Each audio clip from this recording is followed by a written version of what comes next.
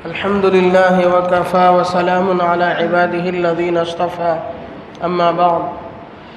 فأعوذ بالله من الشيطان الرجيم بسم الله الرحمن الرحيم إن الله يأمركم أن تؤدوا الأمانات إلى أهلها وإذا حكمتم بين الناس أن تحكموا بالعدل إن الله نعم ما يعظكم به إن الله كان سميعا بصيرا صدق اللہ العظیم۔ بزرگان محترم، یہ سورہ نساء کی آیت نمبر 58 ہے، 50 پر 8ویں آیت ہے۔ اللہ کے نبی صلی اللہ علیہ وسلم کی بعثت سے پہلے بھی کفار مکہ کعبۃ اللہ کی خدمت کو سعادت سمجھتے تھے، چنانچہ نبی اکرم صلی اللہ علیہ وسلم سے پہلے بھی کعبۃ اللہ کی خدمت میں کعبے کو آنے والے، حج کے موقع پر آنے والے حاجیوں کو پانی پلانے کی خدمت حضرت عباس رضی اللہ عنہ کے حوالے تھی، اور دوسری بعض خدمتیں آپ علیہ الصلاۃ والسلام کے چچا حضرت ابو طالب کے حوالے تھی، اور قبیلے بنو شیبہ کے ایک ساتھی، ایک فرد حضرت عثمان ابن طلحہ، ان کے ہاتھ میں کعبۃ اللہ کی چابی تھی۔ کعبۃ اللہ کی ذمہ داری گویا کہ وہ لوگ سنبھالتے تھے، ان کے ہاتھ میں چابی ہوتی تھی۔ ایک مرتبہ نبی اکرم صلی اللہ علیہ وسلم اپنے صحابہ کے ساتھ کعبۃ اللہ میں عبادت کرنے کے لیے تشریف لائے، تو عثمان ابن ابی طلحہ یا عثمان ابن طلحہ اس وقت تک وہ مسلمان نہیں ہوئے تھے، انہوں نے نبی اکرم صلی اللہ علیہ وسلم کو بہت برا بھلا کہا اور آپ کو اندر داخل ہونے سے روکنا چاہا، لیکن نبی علیہ الصلاۃ والسلام کسی طریقے سے کعبۃ اللہ کے اندر داخل ہوئے، آپ نے عبادت فرمائی۔ آپ علیہ الصلاۃ والسلام نے کعبے کی چابی لے کر کے کعبے کو کھلوانے کے موقع پر حضرت عثمان ابن طلحہ سے کہا کہ عثمان، ایک وقت آئے گا اللہ تعالی ہمیں غلبہ عطا فرمائیں گے اور اقتدار اور اختیار ہمارے ہاتھ میں ہوگی، اس وقت میرے ہاتھ میں چابی ہوگی، میں جسے چاہوں گا عطا کروں گا۔ آپ علیہ الصلاۃ والسلام یہ کہہ کر کے چلے گئے۔ عثمان ابن طلحہ کہتے ہیں، مجھے آپ کے جانے کے بعد میں نے اسی وقت پوچھا کہ کیا اس وقت قریش کی حالت بہت نازک ہو جائے گی؟ اس وقت تو لگتا ہے کہ قریش بالکل تباہ ہو چکے ہوں گے۔ تو آپ علیہ الصلاۃ والسلام نے فرمایا، نہیں، قریش اس وقت بڑے اچھے حال میں ہوں گے۔ چنانچہ آپ علیہ الصلاۃ والسلام عبادت کے لیے اندر تشریف لے گئے، لیکن عثمان ابن طلحہ کہتے ہیں میرے دل میں یہ بات، میرے دل و دماغ میں بات گردش کرتی رہی کہ ہو سکتا ہے بہت جلد ایسا ہو جائے، اس لیے کہ نبی اکرم صلی اللہ علیہ وسلم کی بات کو لوگ تسلیم کرتے تھے، اگرچہ کہ کچھ مجبوریوں کی بنا پر ان کو کہ اللہ کی توفیق نہیں تھی بعض لوگوں کو، جس کی وجہ سے انہوں نے ایمان قبول نہیں کیا، لیکن اس زمانے کا کافر بھی اس بات کی ہمت و جرأت نہیں کرتا تھا کہ اللہ کے نبی صلی اللہ علیہ وسلم کی بات کو جھٹلائے اور دل سے جھٹلائے، اس لیے کہ اسے یقین تھا کہ نبی نے جو بات کہہ دی وہ ہو کے رہنی ہے۔ چنانچہ حضرت عثمان ابن طلحہ کہتے ہیں کہ میرے دل میں اسی وقت یہ داعیہ پیدا ہوا کہ میں کلمہ پڑھ کے مسلمان ہو جاؤں، لیکن میرا خاندان و قبیلہ اس کے لیے میرے لیے حالات سازگار نہیں تھے، میں کلمہ نہیں پڑھ سکتا تھا، میرے لیے مجبوریاں تھیں۔ چنانچہ آئے آپ علیہ الصلاۃ والسلام، عبادت کی اور چلے گئے۔ سن 8 ہجری میں جب مکہ فتح ہوا، فتح مکہ کے بعد اللہ کے نبی صلی اللہ علیہ وسلم دوبارہ مکہ مکرمہ تشریف لائے، کعبۃ اللہ کے پاس آئے، اور اب آپ کے ہاتھ میں اقتدار تھا، آپ کے ہاتھ میں حکومت تھی، آپ نے فتح پائی ہے مکے کی، آپ غلبہ حاصل کر چکے تھے۔ آپ علیہ الصلاۃ والسلام نے حضرت عثمان ابن ابو طلحہ کے پاس سے چابی منگائی۔ حضرت عثمان ابن طلحہ اولن سوچے، پھر انہوں نے چابی حوالے کی، اور حوالے کرتے ہوئے انہوں نے کہا کہ یا رسول اللہ یہ امانت ہے آپ کے ہاتھ میں۔ اسی وقت آپ کے اطراف میں حضرت عباس وغیرہ تھے، انہوں نے کہا کہ یا رسول اللہ ہمارے ذمے پہلے ہی حاجیوں کو پانی پلانے کی ذمہ داری ہے، کیا ہی اچھا ہوتا کہ یہ سعادت بھی ہمارے ہاتھ میں آ جاتی، کہ چابی بھی ہمارے ہاتھ میں آ جائے، ہم ہی اس کی ذمہ دار بن جائیں۔ آپ علیہ الصلوۃ والسلام کعبۃ اللہ کے اندر تشریف لے گئے، آپ نے عبادت کی، آپ نے جو کچھ کرنا تھا کیا۔ واپس آپ جب تشریف لائے تو آپ نے عثمان ابن طلحہ کو آواز دی اور کہا کہ لو یہ چابی آپ کے پاس رہے گی، کوئی آپ کے پاس نہیں چھین سکتا آپ سے، جو چھینے گا وہ ظالم ہوگا۔ حضرت عثمان ابن طلحہ چابی لے کر کے واپس ہو رہے تھے، آپ نے آواز دی، آواز دے کر کے یاد دلایا وہ زمانہ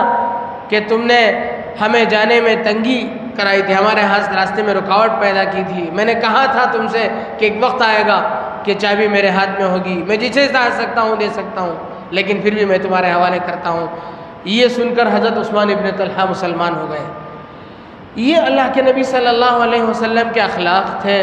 آپ نے امت کے سامنے اسوہ پیش کیا کہ مجبوری کا غلط فائدہ آپ نے نہیں اٹھایا، آپ نے کہا کہ لو یہ رکھو، آپ ہی اس کے امین ہیں، آپ ہی کے ہاتھ میں ہے۔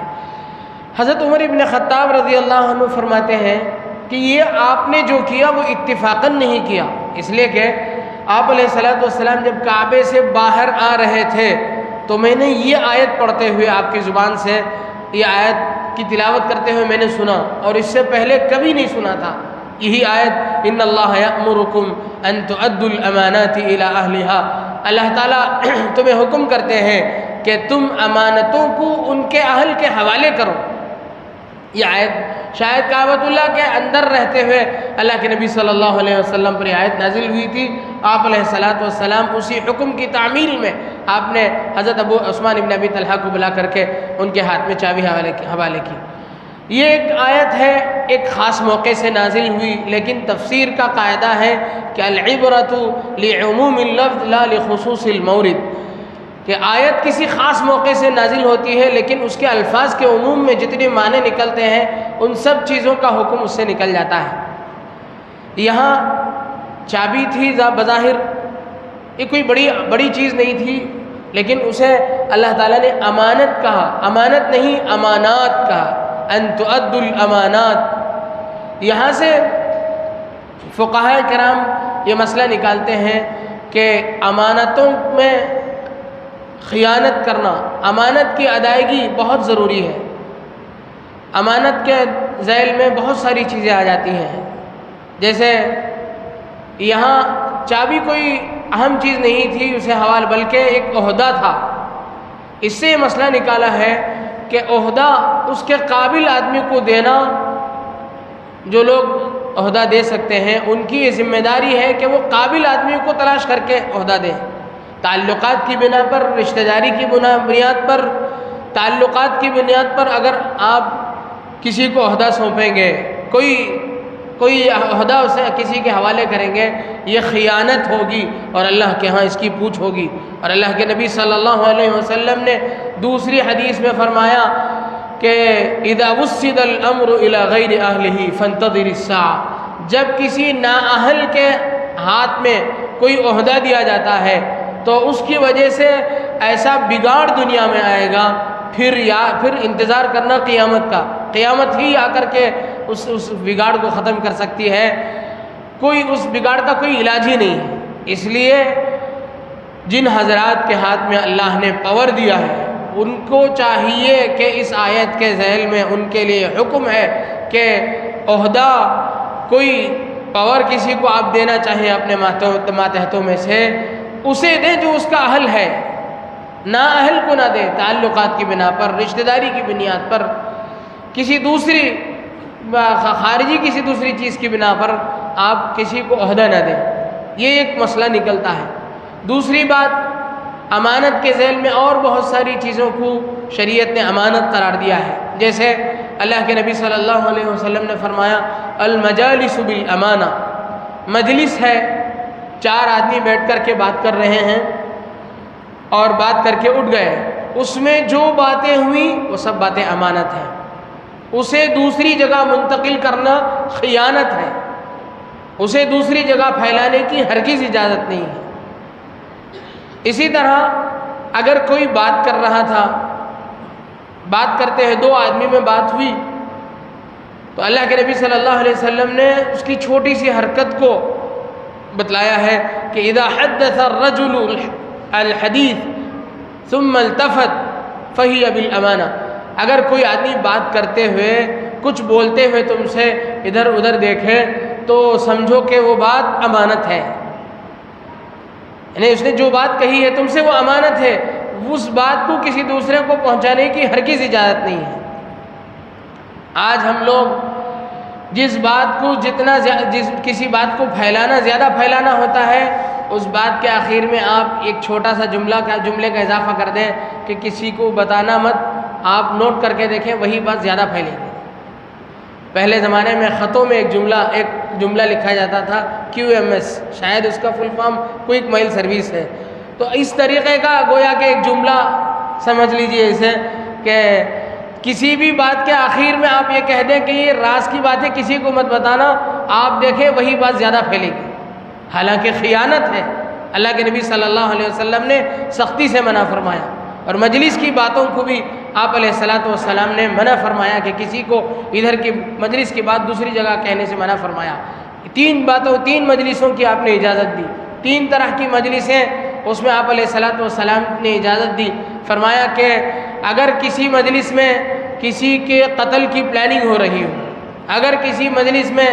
کسی کے مال کو ہڑپنے کی پلاننگ ہو رہی ہو، اسی طرح کسی مجلس میں کسی کے ساتھ بدکاری کی پلاننگ ہو رہی ہو، تو یہ امانت نہیں ہے، اس سے متعلقہ شخص کو آپ اطلاع کر سکتے ہیں۔ اسی طرح ایک اور چیز ہے، آپ علیہ الصلاۃ والسلام نے اسے بھی امانت قرار دیا۔ فرمایا المستشار مؤتمن، آپ سے کوئی مشورہ پوچھتا ہے، مشورہ طلب کرتا ہے، کسی بات کے سلسلے میں آپ سے پوچھتا ہے، آپ اس کے خیر خواہ بن کر کے اسے جو صحیح بات اس کے لیے ہوگی، اس کے لیے جس میں خیر خواہی ہوگی وہ بات بتائیں گے۔ مثال کے طور پر آپ کے پاس آ کر کے پوچھا جا رہا ہے کسی لڑکے کے سلسلے میں کہ فلاں لڑکا ہماری بچی کے لیے کیسا رہے گا۔ اب لڑکے والوں نے آپ کے کان میں کہہ دیا کہ آپ کا اثر و رسوخ ہے، لوگ آ کر کے آپ کے پاس پوچھیں گے، آپ ہمارے بچے کے بارے میں کہہ دینا کہ اچھا لڑکا ہے، یہ جائز نہیں ہے۔ اگر واقعتاً وہ بچہ صحیح ہے تو آپ کہیں گے بچہ اچھا ہے، آپ رشتہ کر سکتے ہیں، اس لیے کہ وہ آپ سے مشورہ کر رہا ہے، پوچھ رہا ہے آپ سے۔ اس کے بجائے آپ نے اپنی تعلقات کی بنیاد پر آپ نے یہ کہہ دیا کہ بچہ اچھا ہے، اس کی خیر خواہی نہیں دیکھی، تو اللہ کے نبی صلی اللہ علیہ وسلم فرمایا المستشار مؤتمن، جس سے مشورہ طلب کیا جاتا ہے وہ امانت دار ہے، اسے غلط مشورہ دینا اس میں گویا کہ خیانت کرنا ہو گیا۔ تو یہ کچھ چیزیں ہیں، اللہ کے نبی صلی اللہ علیہ وسلم نے ان چیزوں کو امانت کے زمرے میں شمار فرمایا، اس لیے ہمیں بہت اس سلسلے میں چوکنا رہنے کی ضرورت ہے۔ آپ علیہ الصلاۃ والسلام نے فرمایا لا ایمان لمن لا امانت له، جس کے پاس امانت نام کی کوئی چیز نہیں، اس کے ایمان کا کوئی اعتبار نہیں۔ ولا دین لمن لا عہد له، جس کے وعدے میں پختگی نہیں، اس کے دین کی کوئی گارنٹی نہیں۔ حضرت عمر بن خطاب رضی اللہ عنہ فرماتے ہیں کہ لا یغرنک صلاۃ رجل وصل ولا صیامہ،